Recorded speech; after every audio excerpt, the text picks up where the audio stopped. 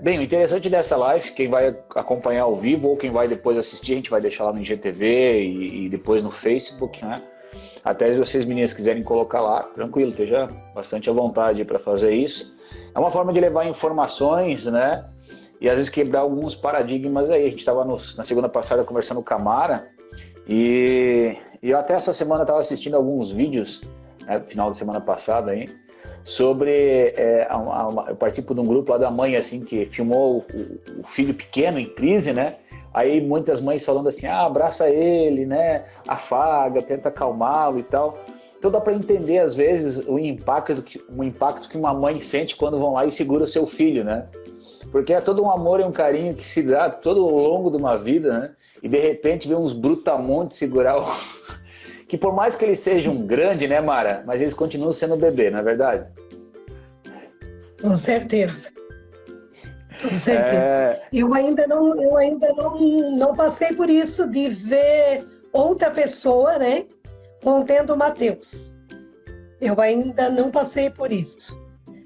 Sempre a gente mesmo, a única vez que eu levei ele para uma consulta, porque ele estava agitado, foi a gente que levou, né? E quando chegou lá ele já estava tranquilo. Mas assim, teve um fato que um vizinho, uma pessoa que estava visitando o meu vizinho, né? Que não conhecia o meu filho, que não conhecia o Mateus, que não sabia do autismo dele. Eu acho que ele tinha uns 13 anos na época, 14. E a gente estava nos fundos da casa, ele estava ali comigo e de repente ele entrou em crise, ficou agressivo, eu fui tentar conter, ele começou a me bater. O jovem pulou o muro e quando eu vi, ele já estava em cima do Mateus ia dar um soco, né? Aí eu tive que, não, espera. Ele achou que fosse... Ele achou que ele estivesse me agredindo, né? Então, assim, eu já passei por situações assim, mas que me deu medo, aquele dia me deu medo, né? Porque ele podia ter machucado o Mateus sem saber, porque ele também fez o que ele achou certo. Ele viu uma mulher apanhando e foi defender, né? Mas deve ser muito difícil ver o teu filho sendo contido, como eu vejo às vezes, né? Nos vídeos. As pessoas contendo, né? Um adulto já e a mãe ali em lágrima no lado e com medo que machuquem, mas é obrigada a conter. Pois esse seu relato agora, né, de o Mateus agredindo você pela situação do surto, eu trabalho também com essa ideia de falar, de palestra e treinamento de violência contra a mulher, né? Então, assim, imagine todo mundo que pensa de uma mulher ser agredida, vendo um homem agredindo, né, vai tentar ajudar. Mas nesses casos, sim, é uma outra situação. E aí mostra o grau de complexidade, né, de toda a sociedade, de assim, como é saber esses momentos? Se não tivesse você ali, né?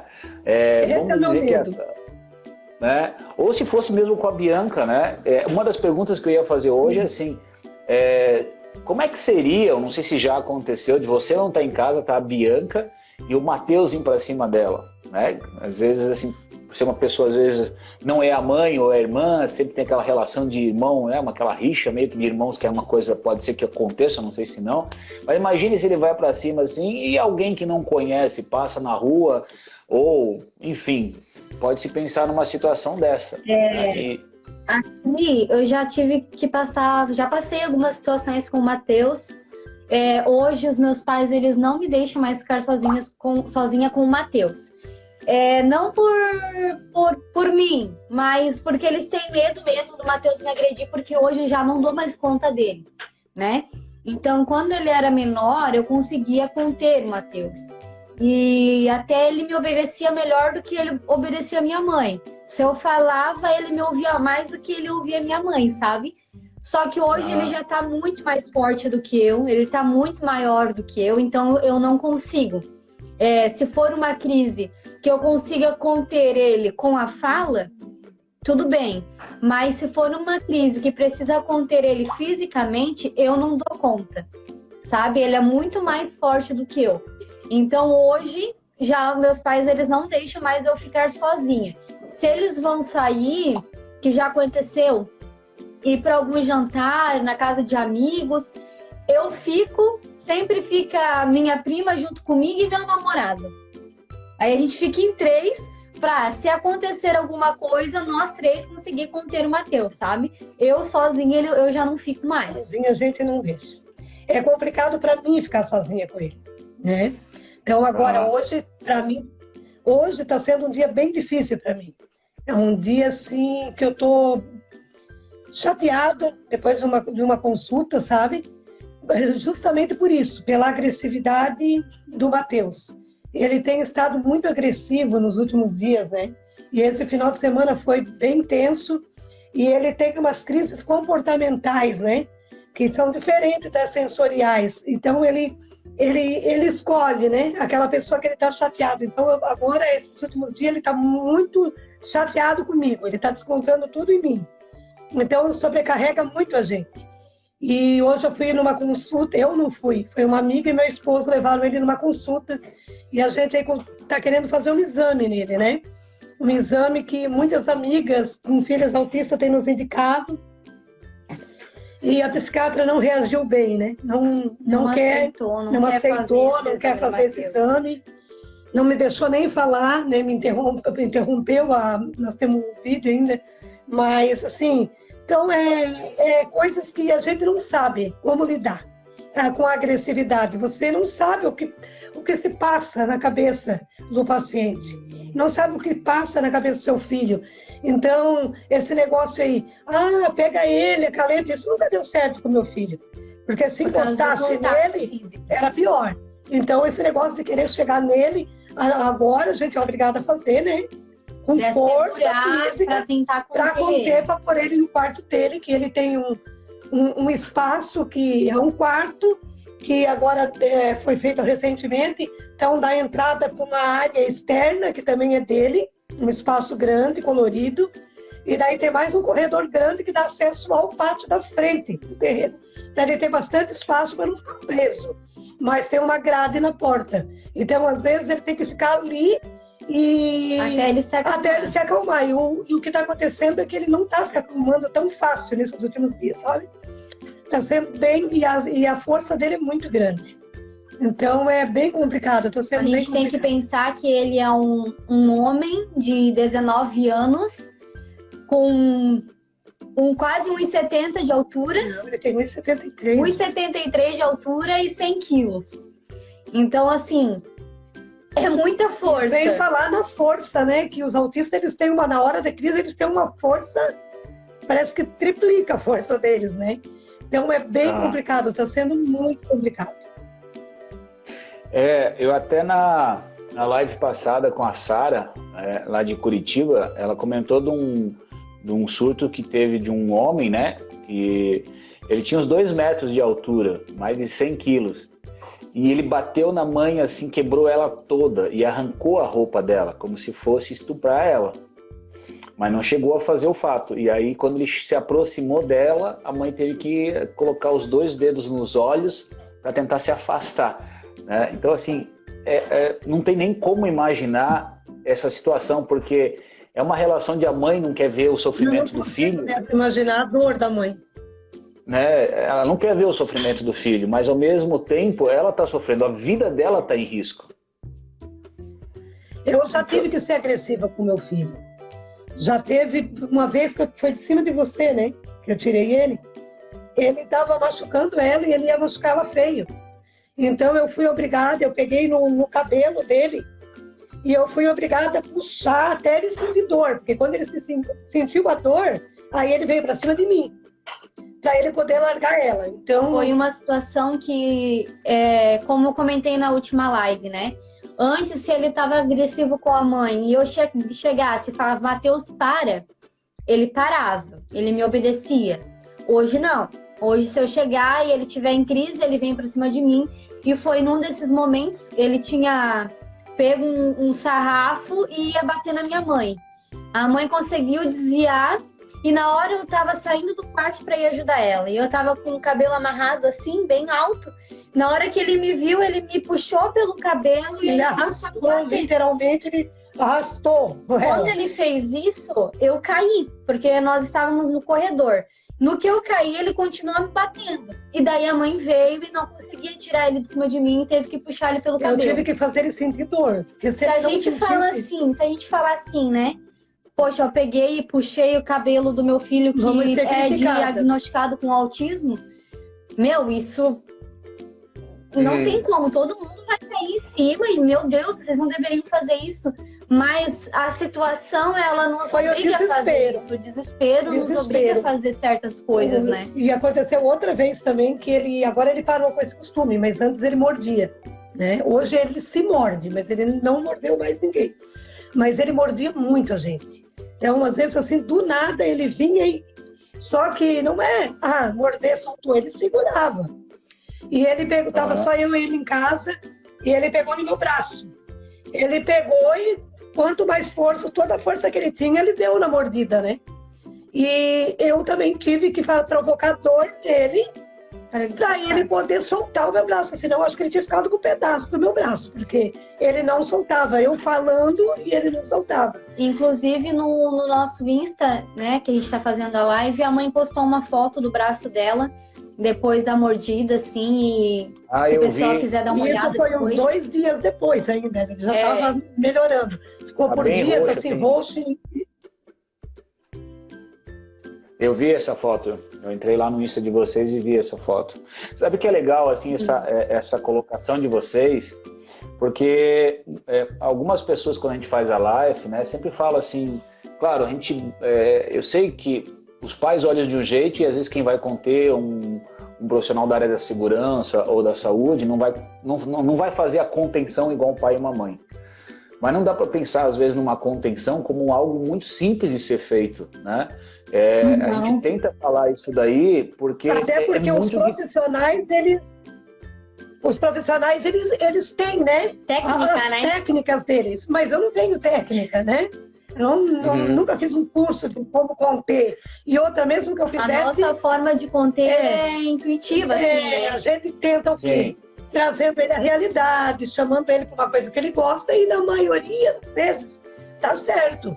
Bota uma música que ele gosta no celular, conversa, canta uma coisa que ele gosta, tal, e aquilo ele vai acalmando. Às vezes basta mudar, respirar fundo, né? Respira, se acalma. Então ele começa a repetir o que você está dizendo para ele também. Se acalma, se acalma. E pronto, mas tem vezes que não dá. Então, por exemplo, assim, eu tô em casa, eu tô num estado assim, ó, eu tô fazendo qualquer coisa em casa, passa alguém no meu lado, o meu instinto é me defender, entende? Já vou, e tudo já leva aquele susto, porque a gente tá sempre sobressaltado, esperando que venha alguma de algum lado. Então, eu tenho que pensar assim, ó, que quando eu tenho 1,60 m e um pouquinho, então... Quando eu penso nele vindo para cima de mim, quando eu vejo ele vindo para cima de mim, é medo que a gente sente. A gente sente medo, porque a gente sabe que ele vai vir e ele vem para bater mesmo.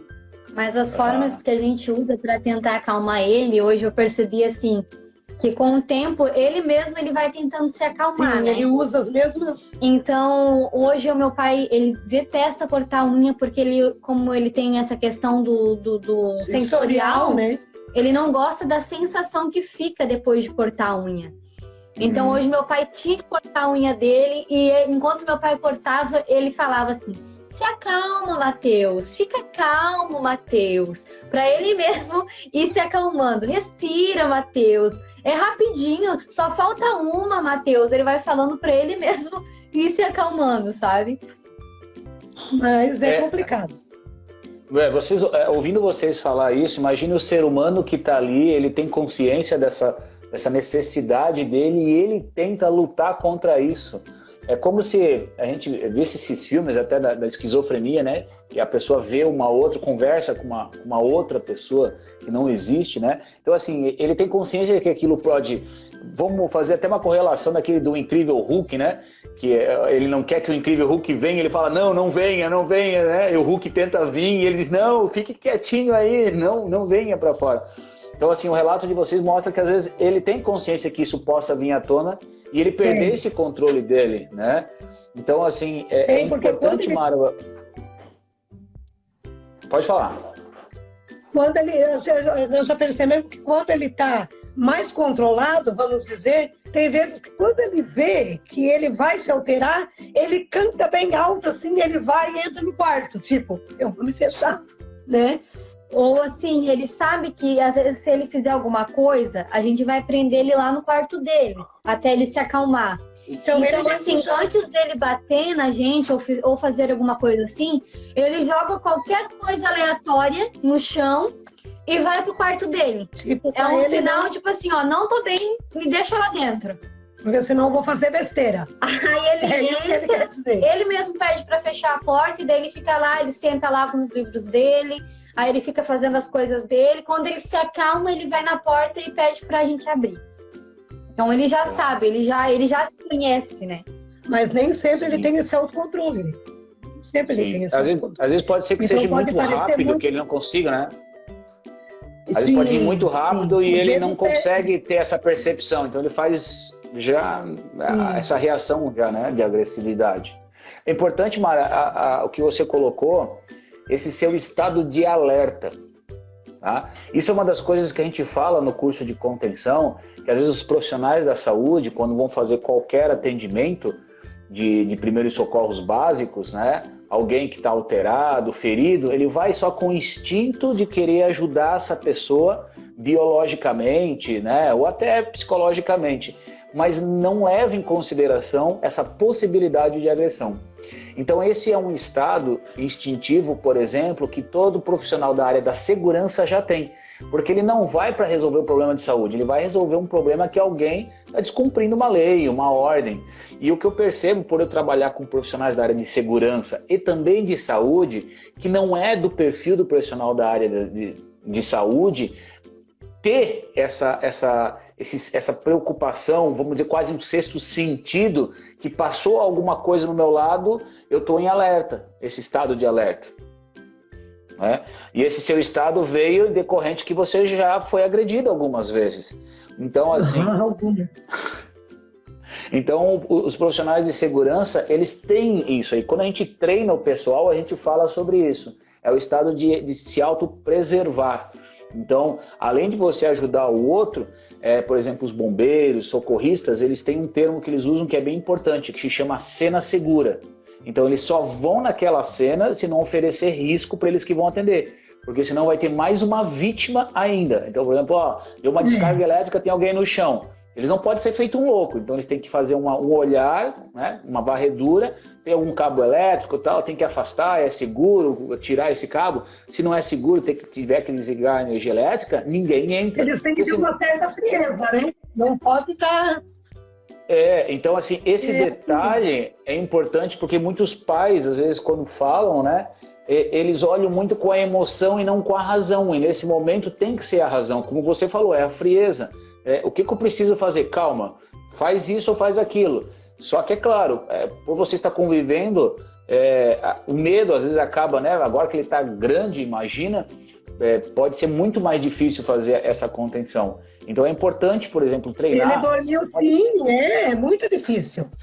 Uma pessoa, o meu marido, ele quase não consegue conter ele sozinho. Mesmo meu marido, ele precisa ter ajuda de alguém. Nem sempre ele consegue conter ele sozinho. Porque, como eu disse para você, também não tem técnica, gente, não tem técnica. Você tem que começar a fazer uns cursos para pais de autista. Começar a ensinar a gente o que acontece. A gente conversou com a Vânia, né? A gente está esperando passar essa pandemia para a gente fazer uma oficina. Ela falou assim, muitos pais não sabem como fazer, de que forma fazer, e às vezes eles não têm equipe, estão sozinhos lá para fazer a contenção dos seus filhos e tem esse grau de dificuldade.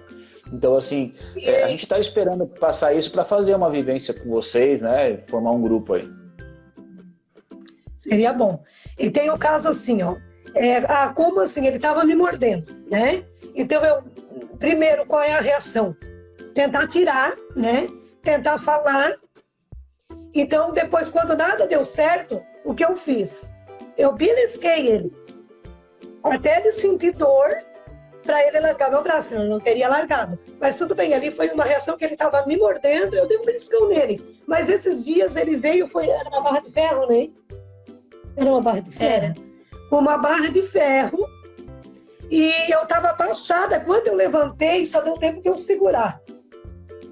Só deu tempo de eu segurar. Foi no dia que ele pegou ela, né? Foi no mesmo dia. Então eu consegui segurar aquela barra de ferro ali, e como eu estava num ambiente separado, que tinha uma mureta, na minha cozinha tem um murinho, que já é por esse motivo, para mim poder ver ele, né? Lá na sala de jantar, na sala, mas eu não ficar presa ali dentro da cozinha, mas também eu ter aquela segurança para mim poder fazer as coisas, a comida e tal. Então eu consegui tirar dele aquela barra de ferro. Então, ele, como a cozinha estava fechada, ele foi procurar outra pessoa e encontrou a Bia no corredor.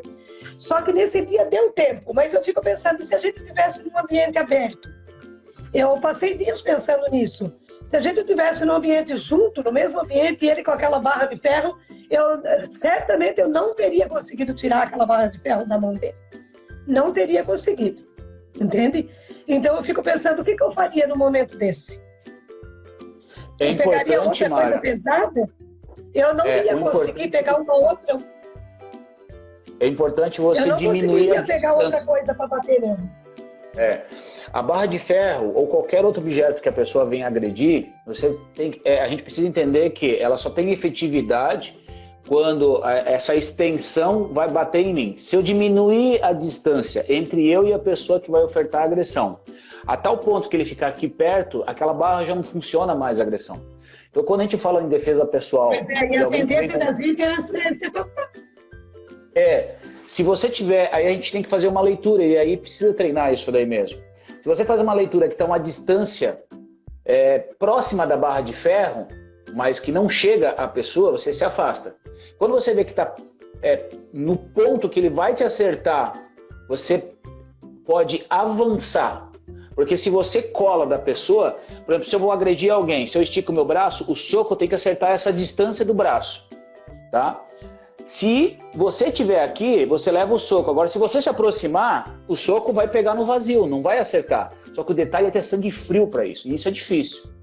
Porque o medo é muito grande. E você tem que ter essa agilidade e esse preparo é muito rápido, né? mental, eu diria que o preparo mental para você conseguir pensar na hora o que você tem que fazer, sabe? Então isso eu acho que tem que ser preparado, tem que ser trabalhado. Perfeito. Isso na pessoa. Tem que treinar. Eu tenho alunos. Eu tenho alunos que treinam arte marcial e falam assim, é difícil realmente fazer isso, porque a gente fala que qualquer coisa que a gente vai fazer tem que ter uma memória muscular. Então, quando a gente nasce, a Mara, né? Você tem quantos filhos, Mara? Eu tenho 4. Tem 4 filhos. Então você viu nos 4, quando eles eram pequenininhos, eles iam comer pela primeira vez de colher, a colher vinha no cabelo, a colher vinha no olho, a colher vinha na orelha. Até eles acertar a boca, levou um tempo. Então precisou ter uma coordenação motora para trazer esse alimento. Então tudo na vida, quanto mais a gente repetir, a gente desenvolve aquilo meio que automático, não para pensar, porque cria uma nova junção neural no cérebro e o cérebro já tem uma ideia do que se fazer. Então a gente não consegue fazer algo que não conhece. Então a gente precisa ter uma vivência e quanto mais a gente pratica aquilo fica mais fácil. É igual fazer continha de matemática. A primeira conta é difícil, vai repetindo várias vezes, aquela conta ficou fácil. E aí aumenta o grau de dificuldade. Então tudo que é movimento físico é mais próximo disso daí. Então precisa ter essa noção, por exemplo, a mordida. A mordida ocorre porque você está dentro da área frontal da pessoa. A melhor maneira de você não levar uma mordida é você encostar a sua cabeça aqui embaixo da pessoa. Você não pode encostar a sua cabeça na lateral, porque você não vai morder o seu pescoço. Então a melhor opção para não ser agredido é você ir para as costas. As costas é a melhor forma, só que às vezes é difícil, porque eu estou na frente da pessoa. Existem formas de ir para as costas, a gente ensina isso. Mas se você está na frente da pessoa e não tem como, você tem que abraçar os 2 braços e botar a sua testa embaixo do queixo. Tem que segurar dessa forma aqui, que ele não consegue morder. A sua cabeça vai impedir que ele morda o seu pescoço. Então o que as pessoas fazem é tentar botar o braço. E aí leva a mordida no braço. Como uma forma instintiva. Então, mas é importante a gente treinar isso, né, vivenciar, para que, poxa, eu nunca parei para pensar. Às vezes uma coisinha tão simples assim, de se fazer, que daria para fazer. Eu pensar nisso. Também não sei se eu vou conseguir botar em ação, né, quando acontecer, né? Mas sabe o que é interessante? Rápido, né? É muito rápido. É fácil falar, eu digo perfeitamente. É fácil falar. Né? Mesmo pessoas que treinam, porque assim, cada situação é única. Às vezes, a pessoa te pegou num espaço de tempo menor que você estava preparado. Então, demorou para você ter uma reação para aquilo lá. Então, são inúmeros fatores. Mas um detalhe importante é que depois que você tem um primeiro contato, o seu cérebro já tem uma ideia que fazer. Então, a gente fala assim, estado de congelamento. A pessoa entra em estado de congelamento quando ela não tem ideia. Por exemplo, assim, alguém vai te assaltar. Chega no lado assim, me passa a tua carteira, teu celular. Você nunca parou para pensar o que fazer se naquele momento. Tem pessoas que congelam, chega a se defecar, a urinar, porque o medo é tão grande que congelou a pessoa. E isso é normal, não precisa se envergonhar. É natural da pessoa. Quem já tem uma ideia, por exemplo, treinou uma defesa pessoal, às vezes tem um reflexo de xingar, sai daqui, seu vagabundo, ou dar o celular realmente, quer dizer, tem uma ação, seja dar o dinheiro, o celular, ou berrar ou lutar. Mas ela tem essa...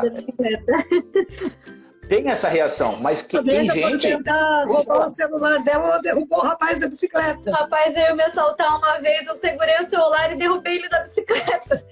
Primeira vez. Eu falei pra mãe, se eu tivesse parado pra pensar, eu não teria feito isso. Talvez eu teria entregue o celular, mas sabe o que eu vou dizer pra você, Bianca? Sabe o que é interessante? Eu tenho certeza que a convivência de reação com o seu irmão lhe ajudou a fazer isso. Por quê? Pode ser, porque viu? o seu irmão, isso é comprovado pelo instinto do ser humano de sobrevivência. Como você tem que viver em alerta, porque o seu irmão pode surtar a qualquer momento, você tá meio que assim, igual a sua mãe. Você tá ligado, qualquer coisa assim você já tá atenta. É o que a gente fala que tá pronto pro combate. Antigamente, a vida da pessoa estava em risco. Então eu tenho que fazer algo para sobreviver. Ou corro, fujo, ou luto. Então o ser humano, quando é posto a alguma coisa, tem que fazer algo. No seu caso, você não tem como fugir do seu irmão. Você tem que lutar, vamos dizer, segurar ele para ele não agredir ele mesmo, as outras pessoas. Por você passar isso toda a sua infância, isso já está dentro de você. Você já faz isso com naturalidade. A sua mãe é a mesma coisa. Eu tenho certeza que se alguém chegar lá da sua mãe, ela vai ter um instinto capaz de segurar o cara, né? Mas assim, porque se alguém me segura hoje, tinha apanhado. Entendeu? Se alguém tentasse me assaltar hoje, tinha apanhado. Mas, Mara, esse que é o detalhe. Assim, vocês já têm algo que é muito importante, que é o instinto. O instinto de vocês já está treinado. Só falta técnica para fazer isso. Então, os pais já têm esse instinto. E eu digo para vocês que, por exemplo, alguns policiais, às vezes, eles passam por dificuldades. E quanto mais vivência se tem, que a gente fala assim, o campo de batalha, viver realmente aquilo na prática, você tem um fator que é esse instinto, ele já está trabalhado. Por exemplo, uma pessoa que formou-se técnico de enfermagem ou enfermeiro e vai trabalhar nessa área, não quer dizer que ele vai fazer a melhor contenção, porque ele não está com esse instinto assim, ou foge ou luta. No caso de vocês, não tem como fugir, porque vocês têm que preservar a integridade do Matheus. Vocês já vão a gente fala assim, né? Vai para a guerra, vai para resolver a situação, não para fugir da situação. Entendeu? Então, isso é um fator que é o primeiro fator, que realmente é tomada de decisão. E isso é muito importante. Quando as pessoas hesitam na contenção, ela fica mais difícil. Por exemplo, na hora que tem que fazer a contenção, se todos que estão ali fazem assim, ó, o negócio acaba muito rápido, ou os danos são menores. Agora, quando um vai e os outros ficam arredio, aquele um vai sofrer mais, porque a chance dele apanhar é muita. Assim. Então, por isso... Olha, eu vou dizer algo, eu não conheço o namorado seu, Bianca, mas você, né, pela sua convivência do Matheus, você pode ter muito mais ação do que às vezes ele, porque não é a realidade dele. Não porque ele é melhor ou pior, nada disso. É porque você passa isso desde pequena e a convivência sua familiar. Então alguém vai achar você muito mais guerreira. Assim, né? Foi bem engraçado no começo, porque a primeira vez que meu namorado veio aqui em casa, o Matheus avançou no meu pai. Foi pra cima do meu pai. Ele, assim, ficou com o olho desse tamanho no sofá, assim. Tava pálido. Nem se mexia, né? Hoje, assim, isso que faz pouco tempo, vai fazer 3 meses. Hoje o Matheus entrou em crise, ele já levanta junto, já ajuda, já põe o Matheus no quarto, já trabalhou isso nele, né? Mas na primeira reação foi muito engraçado, assim, né? Pra gente foi engraçado, porque a gente já tá acostumado a lidar, né? E ele ficou com um olho desse tamanho, assim, não sabia o que fazer, primeira vez aqui em casa. O marido da minha mais velha, pra ele foi mais fácil, porque a minha filha mais velha já é 10 anos casada. Então o Matheus era menor. Ela cresceu, ela saiu de casa, o Matheus ainda era pequeno, ainda era fácil de controlar ele. E o namorado dela, eles namoraram 4 anos antes do casamento, então o namorado dela já estava ali todo aquele tempo, fazem 14 anos, então desde pequenininho. Então ele lida muito bem com o Matheus, mas ele começou lá, agora chegar de repente assim com um adulto, né, surtando assim na sua frente, deve ser fogo. Então, não, mas entendam que, assim, às vezes, uma pessoa leiga pode dizer assim, mas é um medroso. Não. Todo ser humano que desconhece... Todo ser humano que desconhece a situação vai agir dessa forma. Isso é muito normal. Mesmo entendeu? Eu conhecendo e sendo meu filho, eu fico com medo, só com medo de ficar escondidinho lá e eu reajo ao medo. Mas a gente já aprendeu a lidar com o medo, né? Agora não dá pra ter medo, porque eu preciso resolver isso. Eu não posso demonstrar o medo também, né? Porque ele não pode ver medo em mim. Medo então... a gente sente, a gente fica, mas a gente esconde o medo e tenta fazer alguma coisa, porque a gente não pode ficar demonstrando medo, né? Perfeito. Deixa eu fazer uma pergunta para vocês que eu acho que vai ser bem interessante de falar sobre isso. Quando vocês precisam conter o Matheus, eu vejo, Bianca, que você usa óculos. Você para pensar em rapidamente fazer isso ou você vai com óculos e tudo? Olha, vou te contar que foi até... Agora eu tô dando risada, tá? Antes eu não dei risada disso. Hoje eu tô com uma cicatriz no meu nariz. Ó, tô batendo a porta. Porque eu já acostumei que o Matheus eu nunca saio do meu quarto com óculos. Normalmente eu tô aqui trabalhando, tenho que sair, tiro o óculos, coloco em cima da mesa e vou. Normalmente eu faço isso. Raramente eu saio dentro do meu quarto com óculos. Mas quando eu preciso sair de casa, eu vou de óculos, né? E eu tava aquele dia... Eu também uso óculos, eu não uso em casa. A mãe não usa óculos em casa. Faz muita falta. Então, nesse dia eu ia sair com meu namorado e uma prima minha.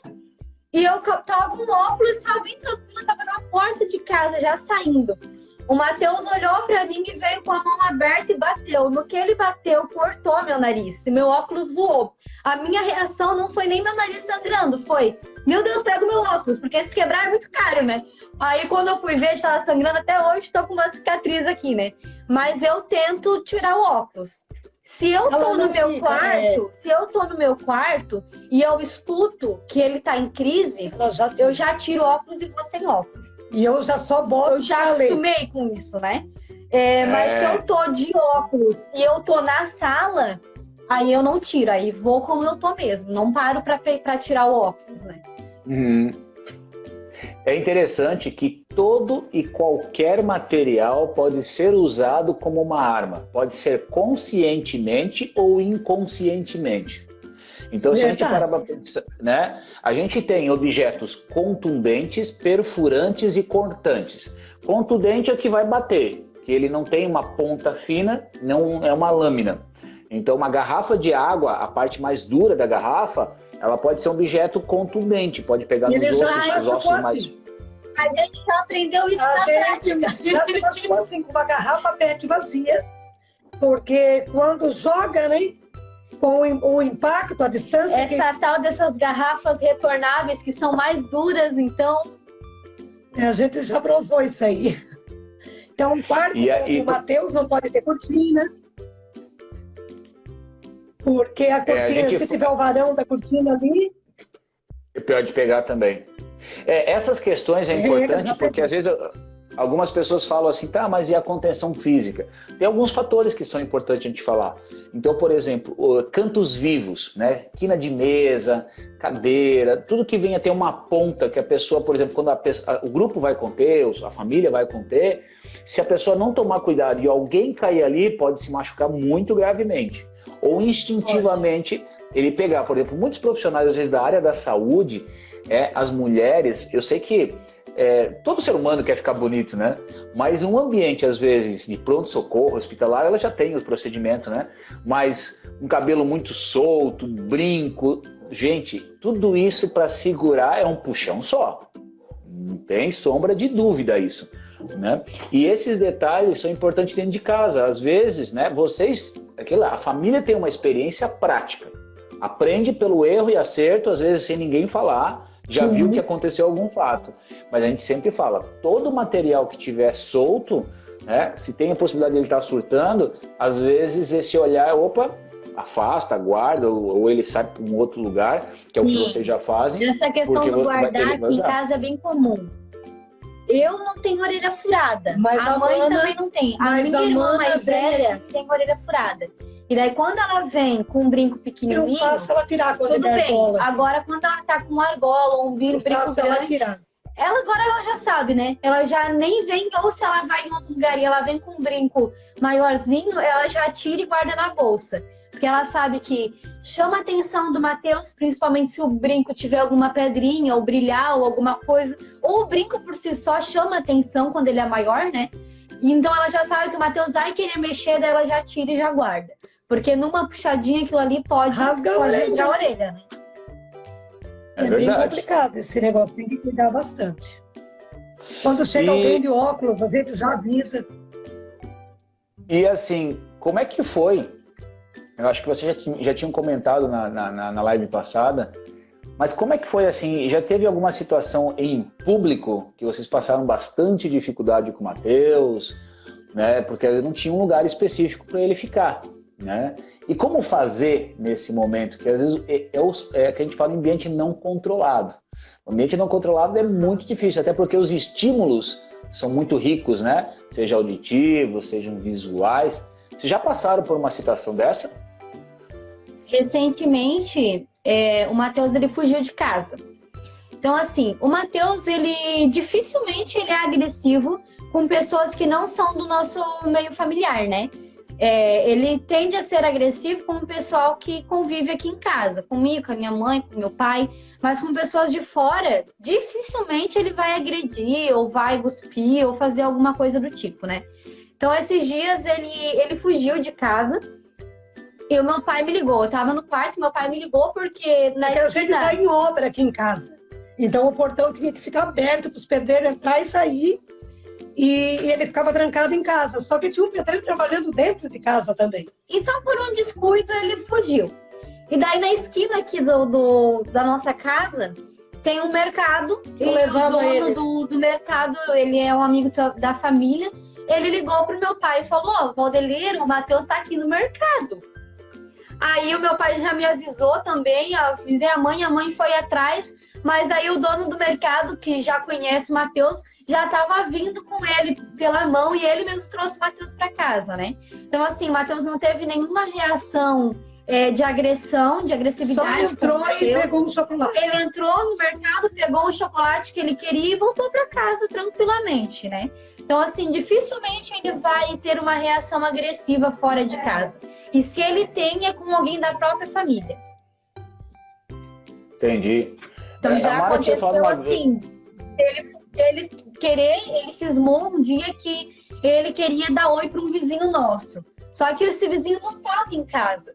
O carro não estava na garagem. E o Matheus queria porque queria ir até a casa do vizinho. E ele foi até a frente da casa, minha mãe estava com ele. Na volta, como ele ficou irritado que o vizinho não estava em casa, que ele não conseguiu falar com o vizinho, ele tentou agredir a mãe. Então, assim, por ser a mãe, ele tentou agredir na rua. Então, nós duas tivemos que segurar ele ali. Eu passei muito, eu e ela, passamos muito isso quando ele ia no colégio ainda, né?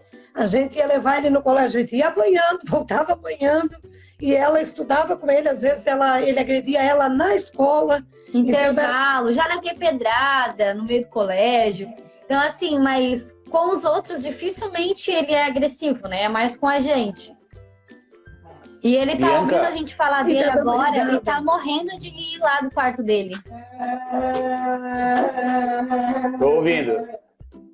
Ele tá rindo, porque ele tá só de graça do que a gente tá falando. Mas quando ele era menor, O detalhe, Bianca, que quando você for mãe, você já está mestrada em educar filhos, né? Se ela querer ser mãe, né? Quer ser mãe? Quero. Olha, porque você, assim, muito jovem, né? Tem uma vasta experiência prática de vida, assim, porque você está estudando psicologia, né?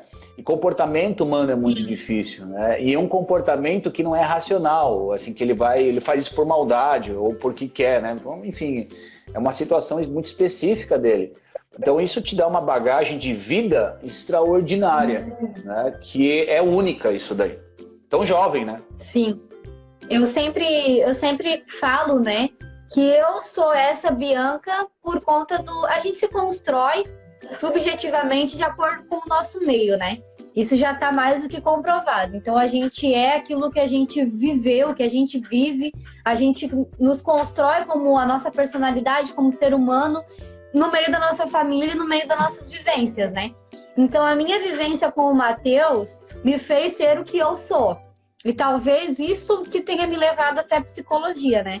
Essa minha curiosidade para saber por que a mente humana funciona assim, por que uns fazem dessa forma, outros não fazem.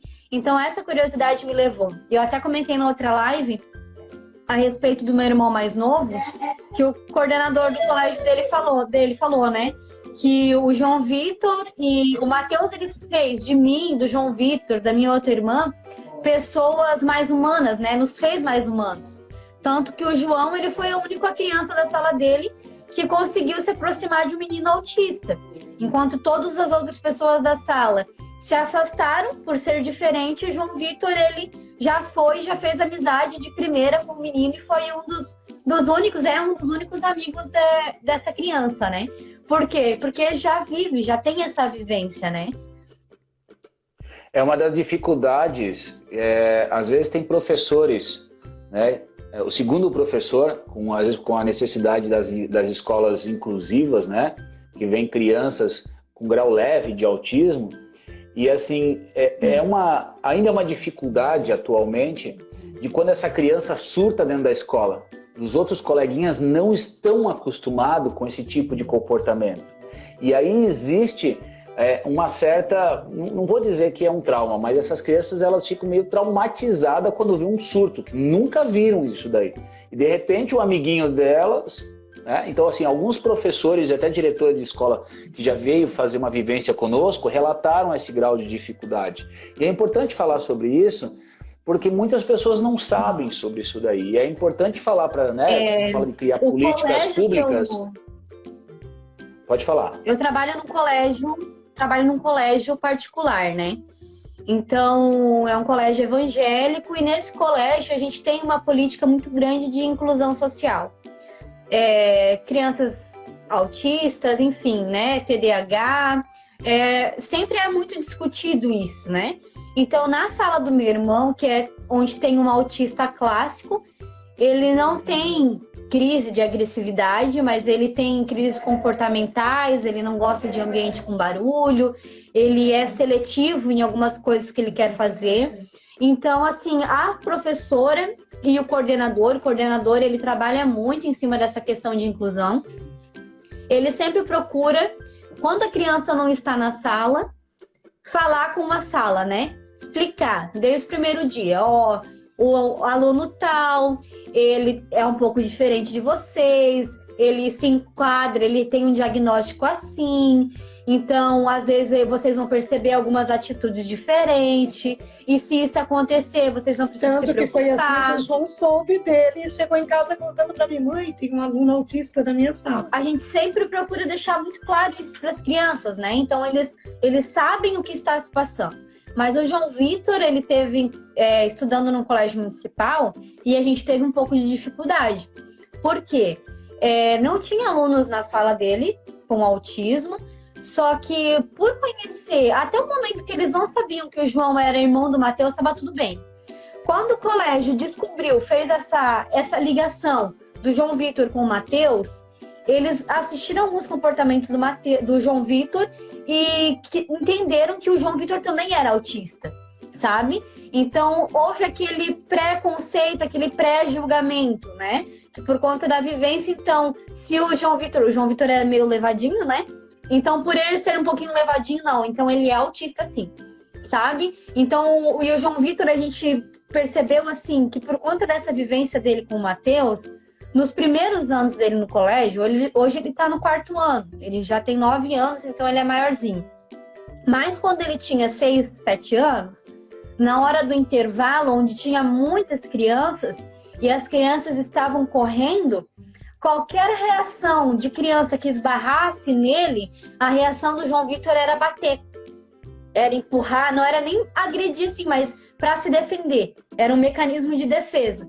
Por conta dele estar muito ligado em casa, que a qualquer momento o Matheus poderia encostar nele, esbarrar nele ou alguma coisa assim, qualquer criança que passasse muito rápido... Ele fazia isso no CI. Ele tinha reação de empurrar para se defender, né? Ou a professora disse que ele fazia isso quando passava alguém por perto dele. Ele já ia se defender, já... E às vezes nessa reação o colégio ele não estava preparado, não tinha uma capacidade de entender que essa reação do João Vitor era um mecanismo de defesa dele, né? Por conta da vivência dele. Então entendiu essa reação como tem algo de errado com essa criança, né? Então a gente passou momentos bem difíceis, forçaram a gente levar o João Vitor em psicólogo, para descobrir, porque eles acreditavam que o João Vitor também era autista. A professora chegou a indicar para nós dar Ritalina para ele. Queriam que a gente medicasse o João Vitor, então foi tudo isso porque falta de preparo do colégio, né? Então a gente vê a necessidade de discutir isso no meio da educação. A gente sabe que tem sido discutido, mas não é em todos os colégios. E principalmente colégios de periferia. Então, assim, é muito importante ter mais palestras, sim, falar mais, sim, sobre esses assuntos, para a gente ter profissionais capacitados para essas questões, né? Eu digo que o professor, a professora, enfim, eles são uma das principais profissões que a gente tem, né? Porque na primeira infância ali que são os professores que estão mais em contato com as crianças.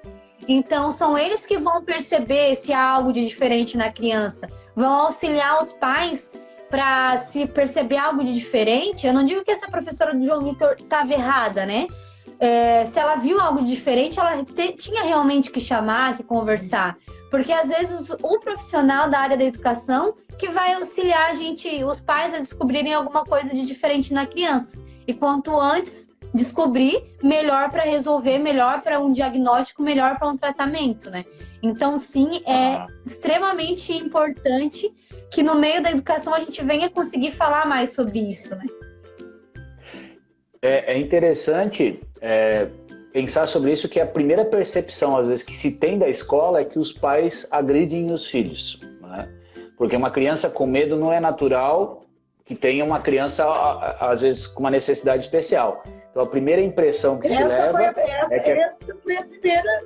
essa foi a primeira que eles tiveram. A impressão que a escola tem. Porque eu ouvi pela maneira que vieram falar comigo. Perfeito. É normal isso. O que está acontecendo? Eu tive a minha formação em educação física, né? E eu fiz estágio em escolas. Então, numa escola que eu fiz uma escola mais simples, se eu não me engano, acho que era municipal, ou estadual, não lembro agora. Na hora do futebol eu vi uma criança que o prazer dela não era jogar bola, era chutar a perna dos amigos, assim. E aquilo eu fiquei até na hora meio bravo, assim, né? E eu estava estagiário, eu falei, professor de educação física, não, vamos parar o jogo, né? O menino tá agredindo e tal. Ele falou, não, deixa ele jogar, depois eu vou falar contigo, assim. E aí, claro, não machucava os outros, assim, mas via que ele não ia para chutar a bola, ele ia para chutar a perna. E aí depois da aula, assim, acabou a aula, ele me chamou no canto, ele falou assim, na realidade esse menino, ele me levou na rua, falou, ele mora no final dessa rua lá, é lá no meio do mato. Só que o pai dele, todo dia quando sai do trabalho, passa no bar, bebe, bate na mãe e bate nele. Então é um trabalho que a escola vem realizando para falar, mas a família não se abre, a mãe não se abria, né? Tinha violência doméstica. E na realidade esse menino, ele só estava replicando aquilo que ele tinha todos os dias. Ele via, então, né? É difícil a gente falar sobre isso, né? Que a primeiro contato social é a família, o segundo contato social é a escola. E essa construção do ser humano, Eu fui entender porque assim, eu tive uma adolescência difícil, né? Meu pai, ele bebia, era alcoólatra e batia na família, na minha mãe, em mim, na minha irmã. E eu busquei, através das artes marciais, mudar a mim mesmo, né? Entender isso aí. E eu fui estudar um pouquinho sobre psicologia e compreendi que a formação do subconsciente, aquilo que a gente faz e não sabe por que faz, mas toma aquela atitude, o subconsciente é formado mais ou menos dos 4 aos 8 anos. Essa idade é muito importante, porque essa vivência forma a base do ser humano no convívio comportamental e social. Então, às vezes, a gente não entende por que alguém é muito egoísta, alguém gosta de maltratar, o relacionamento, e aí vem o julgamento, em vez de tentar empatia e ver assim, será que essa pessoa não precisa de ajuda ou de julgamento? Então é um fator muito importante e essas leituras cada vez mais têm que ser conversado nas escolas, se falar mais. Hoje a gente vê que já existe mais isso, mas antigamente era muito mais difícil. Mas é claro, precisa se debater muito e muito mais sobre a parte inclusiva, né? Então você para pensar como é difícil para o João, às vezes, esse tipo de comportamento. Então eu digo isso porque eu dou aula para crianças pequenas e eu tenho crianças aqui com autismo leve que fazem aula aqui. E no começo foi muito difícil, porque assim, eu não entendo nada de autismo. E os pais falaram assim, não, ele é leve, é tranquilo, a gente fica aqui te auxiliando. Então eu fui compreender esses tipos de comportamentos no tatame, foi difícil, assim, como é que eu faço quando uma criança não quer me obedecer? Porque a gente costuma falar, às vezes mais firme, a criança obedece. Mas uma criança, às vezes, com necessidade. Então o pai e a mãe falaram assim, olha, a gente faz assim, assim, assim, assado, o comportamento assim, ele reage assim. Eu falei, opa, legal, já tenho uma ideia de como é que funciona. E aí, claro, a gente vai buscando conhecimento para saber como que vai lidar com isso. Então, essas lives são importantes para as pessoas entenderem, porque tem muito profissional que vocês vão ver, ouvir falar por aí, que vão atender paciente, eles também não sabem, né? Então, precisando buscar esses conhecimentos. Então, só para vocês terem uma ideia, eu tenho alguns vídeos, e na internet tem, que muitos profissionais de SAMU, de hospitais, acreditam que todos os profissionais que trabalham em CAPS ou hospitais psiquiátricos sabem conter pacientes em crise, tá? Muitos acreditam que todos que trabalham em CAPS, em hospital, enfim, sabem fazer a contenção. E não é a realidade. E não é a realidade.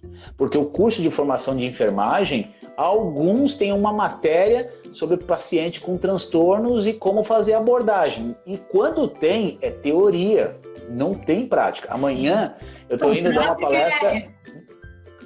amanhã eu estou dando uma palestra no CAPS, aqui em Joinville, para falar sobre contenção física de pacientes. Né? E a gente vê que as pessoas assim, elas não estão preparadas, só que a sociedade acredita que quem trabalha na área da saúde, que está todo mundo preparado. Né? Então, é aquela realidade de vocês. Vocês já têm um preparo emocional e instintivo por conviver com o Matheus. Então, isso já é de vocês. Falta só um pouco de técnica para fazer uma abordagem, mas vocês têm uma capacidade grande porque já fazem isso instintivamente. Os profissionais da saúde, às vezes, eles não têm o emocional, não vou dizer todos, alguns, né, para ver essa situação, e não tem técnico. Então, a gente sempre está falando para desenvolver esse treinamento com os profissionais da saúde. Os profissionais da segurança, eles têm esse instinto que vocês têm de reflexo. Só precisa trabalhar umas técnicas, às vezes, mais branda, que às vezes a técnica que eles têm é voltada para alguém que infringe a lei. Para eles, às vezes... mais força, né? É que o protocolo, por exemplo, de quem trabalha na área de segurança, principalmente policial, é o uso diferencial da força. Né? Então, existem alguns protocolos né, que existem, mas estruturando basicamente isso. Então, o primeiro é a presença do policial. A presença do policial, só por si só, já faz com que alguns coíbam a ação de algumas pessoas. O segundo é o manejo verbal. E aí que está um grande detalhe. Então, quando o policial fala assim, deita no chão, não sei o quê, mão na cabeça, mão nas costas. E a pessoa que está consciente... Aí que o autista vai sentar. Aí que está o detalhe. Uma pessoa consciente entende o comando e vai obedecer, porque se não obedecer, o bicho vai pegar. O problema é o paciente em surto, muitos não se comunicam, tem pacientes que não se comunicam verbalmente, e outros não vão entender. Só que aí que vem o detalhe. Na concepção do protocolo, eu te dei o comando, você não obedece, eu vou aumentar o grau de dificuldade. Vou usar um uma técnica, uma taser, né? Não arma letal, é arma não letal, mas vai de uma progressão maior. Só que essa pessoa, ela não fez isso por maldade, ela fez porque ela não entendeu. Então aí que existe um grau de dificuldade que é preciso ser trabalhado, né? E aí a importância que quando às vezes os pais ou familiar chama alguém para, seja mesmo da área da saúde ou a área de segurança, avise. Olha, ele não está armado, ele está surtando, ele é um autista, ele é assim, ele é assado. Né? Por favor, não leve, não entenda que ele está fazendo isso por maldade. Ele não entende, ele está num processo de surto, né? Ou ele não se comunica. Falar isso para eles para entender, porque às vezes, quando não se fala, o procedimento é, não me obedeceu, eu vou aumentar o grau de dificuldade. E aí pode se lesionar. Eu não sei se vocês ficaram sabendo na semana retrasada que um autista nos Estados Unidos de 13 anos foi alvejado por policiais por causa disso. Tá essa notícia aí, levou 3 tiros. Eu soube meio por cima. E isso dói na gente, né? Porque a gente se coloca no lugar da família, né? Recebendo uma notícia dessa, né? Não tem como culpar o policial, às vezes, porque, poxa, ele foi treinado para dar aquele comando. Se a pessoa não respondeu aquele comando, ele vai agir dessa maneira. Só que, ao mesmo tempo, a gente fica pensando, né? Na família dessa criança, na família desse autista, né? E também que ele não merecia isso, né? E é bem interessante que, assim, mudou o comportamento, porque a mãe, ela ficou 1 ano, ela parou de trabalhar para cuidar do filho autista. Aí ela voltou a trabalhar naquela semana, mudou o dia a dia do autista. E ali ele surtou, a mãe chamou a polícia para ajudar a conter ele, só que os policiais não sabiam, deram o comando, ele não obedeceu, a reação né? E detalhe, depois que ele foi alvejado, ele foi algemado e a mãe ficou mais louca ainda. Mas esse é o procedimento policial. Os americanos fazem dessa forma. Mesmo alvejado, ele pode se tornar uma ameaça, algema, ele leva. Eles agiram da forma que foram treinados. O detalhe é que precisa se trabalhar isso. Meninas, nós estamos no nosso horário, tá encerrando. A conversa sempre é muito boa, né? Eu queria agradecer você. Eu vou esperar aí por essa oficina, hein? Vamos fazer. Tô precisando aí pegar umas técnicas aí, porque... E vamos filmar isso aí, né? Vamos pegar essas técnicas e fazer uma gravação pra gente jogar isso aí pro pessoal aprender. Olha só, estamos acabando nosso tempo. Queria agradecer o pessoal que nos assistiu aí. Obrigado vocês duas aí. Um abração e até logo. Até. Até mais. Até logo. Tchau, tchau. Tchau.